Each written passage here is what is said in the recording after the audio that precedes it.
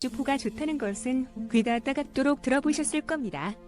그런데 연평도 포격 당시 우리나라의 K9 자주포 탄착 위성 사진에 우리 해병대가 북한 해안포에 효과적인 타격을 주지 못하고 논바닥을 탄 흔히 보이는 것에 대해 일부 정치인들과 국내 네티즌들이 비난과 질타를 보냈는데요.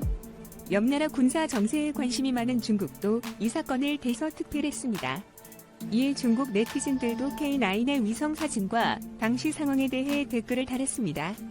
연평도 사건에서 한반도 수비군이 K9 자주포를 배치했는데 전투 중에 K9이 고장이 나는 바람에 북한을 제압하지 못했었지. 손실도 컸고 말이야. 무슨 고장이냐면 보온병 폭탄 고장. 포함은 중국산이지. 연평도 포격전의 핵심은 한국의 K9 포 절반이 고장으로 인해 발사되지 못하고 있다는 점이다. 게다가 전차 세대와 포탄 세 발이면 한 구덩이에 자주포를 때려 맞출 수 있다고 말하면서 실제로는 포탄 전부를 물속에 빠뜨렸으니 구덩이에 들어가긴 한 셈이다는 등 사실보다 더 확대하여 우리나라의 해병들과 그들의 대응을 조롱했습니다.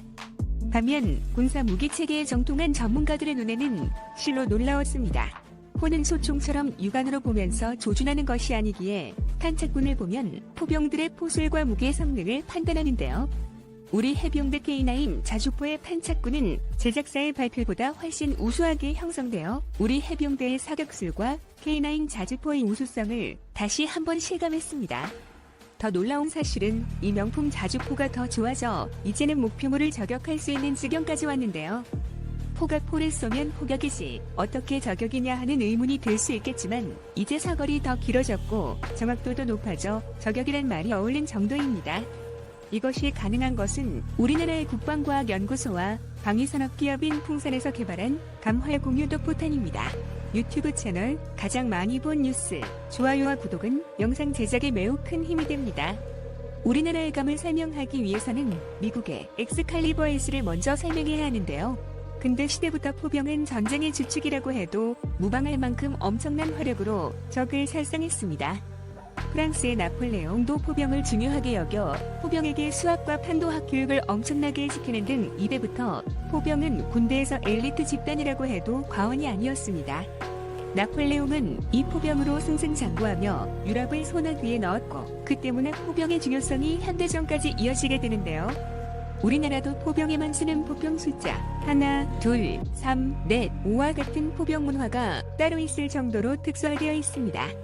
하지만 포병이 항상 좋은 것만 있는 것도 아니었습니다. 문제는 정확도가 너무 떨어진다는 것이었습니다. 우선 기본적으로 포는 웬만한 사거리가 육안으로 보는 것보다 훨씬 길기 때문에 주로 예측에 의해 포격하게 되는데요. 심지어 무능한 지휘관이 포병을 이끌면 그 포는 적군이 아닌 아군이나 민간인을 죽이는 웃지 못할 일이 벌어지기도 했습니다. 그렇기 때문에 많은 군 전문가들은 포의 정확도를 늘리기 위해 연구가 이루어졌는데요. 그 결과 미국의 엑스칼리버가 개발됐습니다. 엑스칼리버는 155mm 자주포 혹은 복사포에 사용하는 GPS, INS, 관성항법 장치, 유도, 파이어앤드 포기 방식의 사거리 연장 정밀 유도 포탄으로 스마트탄 혹은 지능탄이라고도 불립니다. 최대 사정거리 50km로 긴 사거리를 자랑하며 스마트탄이라고 불리는 만큼 엑스칼리버는 전투 상황에 따라 3가지 폭발 모드가 가능한데요. 첫째는 공중폭발 방식으로 머리 위에서 폭발해 광범위한 지역의 파편을 퍼부어 적군에 타격을 가하는 방식입니다. 이는 주로 행군을 하는 보병이나 막사, 개활지 등에서 대량 인명피해를 입힐 수 있습니다. 둘째는 지연폭발인데요. 건물이나 벙커를 뚫고 들어간 다음에 폭발하는 것입니다. 주로 실까지 전투에서 적이 건물 내부에 있다고 판단될 때를 위한 것이죠. 셋째는 포인트 폭발입니다. 포탄이 명중하는 순간에 고폭격이 터지는 방식으로 주로 대전차나 보병 장갑차, 이송 차량 등을 무용지물로 만듭니다. 이렇게 똑똑한 엑스칼리버는 각종 견인포나 자주포에서 발사할 수 있는 범용성을 지니면서 발사 후 GPS 등으로 유도한다는 특징이 있는데요. 그 결과 최대 사정거리 50km에 10m의 오차로 착탄하여 판도 수정 신관이 탑재된 미국의 XM115 PGK탄의 50m보다 훨씬 뛰어난 성능을 보이게 됩니다. 엑스칼리버 탄도와 탐위에는 날개가 있어 GPS 신호를 받아 스스로 방향을 수정해가며 목표물을 명중시키는데요. 우선 포탄의 컴퓨터 시스템에 타격 지점의 좌표를 입력하면 상승 고도가 자동 결정되고 인공위성의 유도를 받아 목표를 향해 날아갑니다. 발사 후에는 판 위의 회전 날개가 고속으로 회전하면서 최고 상승 지점까지 도달하면 하강을 시작하는데, 이때 포탄 뒷부분에서 4개의 날개가 펴져 미사일과 마찬가지로 고도와 방향을 수정해가며 목표물을 명중시키는데요. 날아가는 모습을 보면 매우 신기합니다. 날개를 까딱까딱 움직여서 목표물을 찾아가는 것은 물론 최대 고도로 상승해서 행글라이더 마냥 천천히 활강하여 떨어지면서 최대 사거리로 날아갈 수도 있으며, 제벨린처럼 적 전차 위에 수직으로 내리꽂아 탑어택이 가능하기도 합니다. 이 포탄 사용으로 팔라딘 자주포는 다른 나라의 자주포들에 비해 열세였던 기존 사거리 30km 문제를 해결함과 동시에 적기갑 저격까지 가능하게 되었습니다. 미국은 2007년 이라크에서 처음 사용했으며 92%의 명중률과 오차범위 4m라는 미사일에 가까운 성능을 보여줘 세상을 놀라게 했습니다. 이렇게 고성능의 탄으로 입증이 되자 현재는 미국의 스텔스 구축함 듀말트에 탑재된 155mm 함포에서 쓰이고 있는데요. 이는 미국산 MK45 함포가 있는 함정에서 다 사용할 수 있기 때문에 우리나라 함정에서는 인천급 호위함, 대구급 호위함, 충무공 이순신급 구축함 그리고 세종대왕급 이지스함에서 사용 가능합니다. 하지만 너무 비싼 가격이 항상 문제시 됐는데요. 양산 초기에 무려 $80,000였습니다. 하지만 한 발로 다니아자포와 인원 장비를 호가실하게 타격한다는 것을 보면 한편으로는 미사일을 쏘는 것보다 가성비가 좋다고 할 수 있습니다. 우리나라도 2010년 연평도 포격 사건으로 적이 해안포 갱도를 정확히 타격하기 위해 우군 관계자들은 엑스칼리버 스마트 포탄 도입을 진지하게 고민했다고 말했는데요. 하지만 비싼 금액 때문에 자체 개발에 들어갔다고 전했습니다. 그 결과 원조인 미국의 엑스칼리버보다 더 좋게 개발됐다고 밝혔는데요. 국방과학연구소와 풍산그룹에서 개발한 감은 사거리가 100km로 미국의 엑스칼리버 포탄 사거리보다 약 2배 더 깁니다.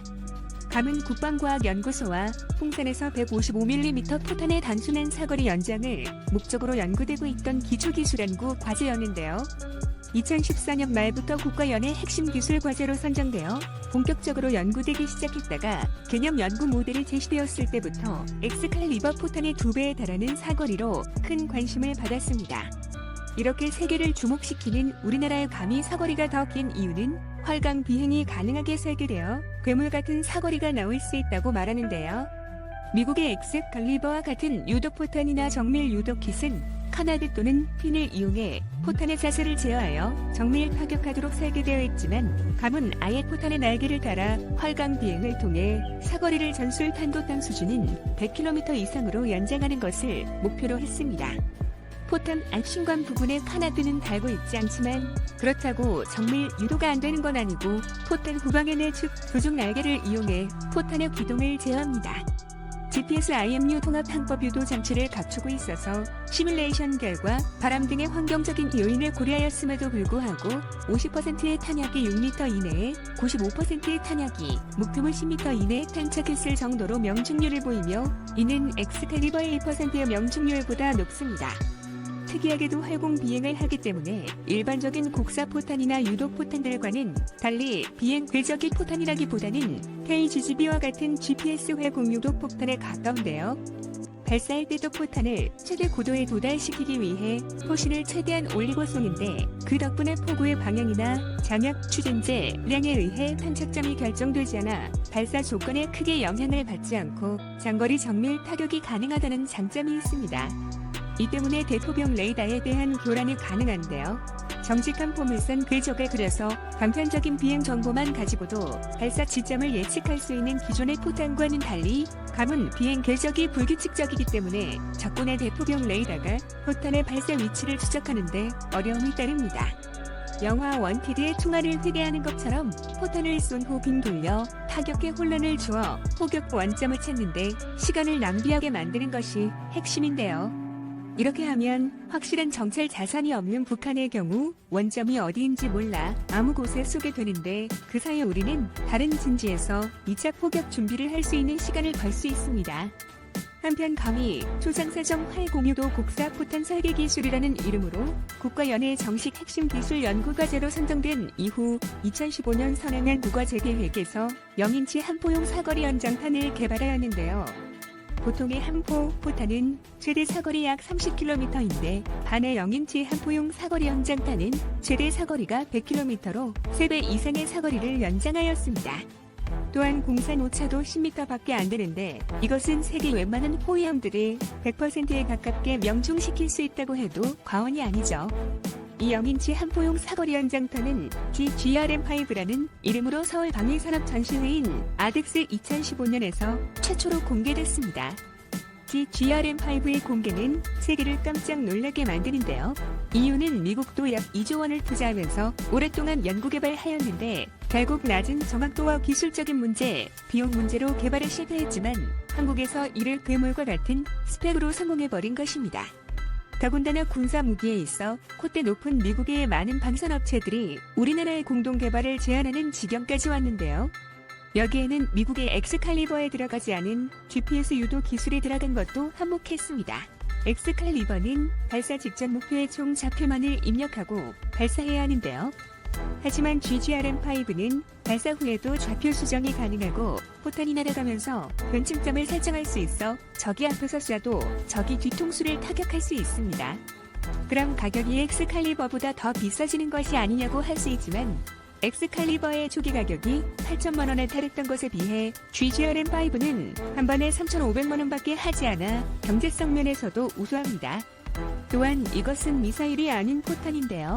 미사일은 도입하게 되면 체계 통합이며 복잡한 것들이 많지만 GRM5는 127mm 규격의 한 포만 있으면 아무 함정에서 전술탄도탄을 쓸 수 있습니다.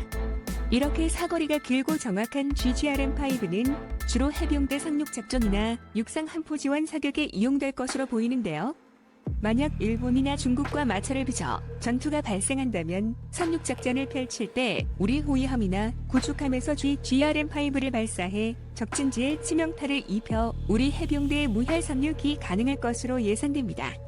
이것에 대해 일본의 유명 군사 전문 사이트 항공만 능론에서는 미국의 엑스칼리버 스마트 포탄이 교량을 통해 최대 70km까지 늘어날 것이라는 글을 게재하면서 일본 본토에서의 수요에 대해 이야기했는데요.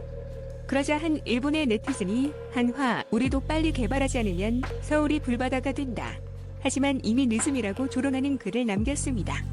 이에 다른 일본 네티즌은 K9의 경우 K315 포탄을 쓰면 사거리가 50km까지 되고 감은 알려진 사거리만 100km라고 설명하며 조롱하는 글에 반박했는데요.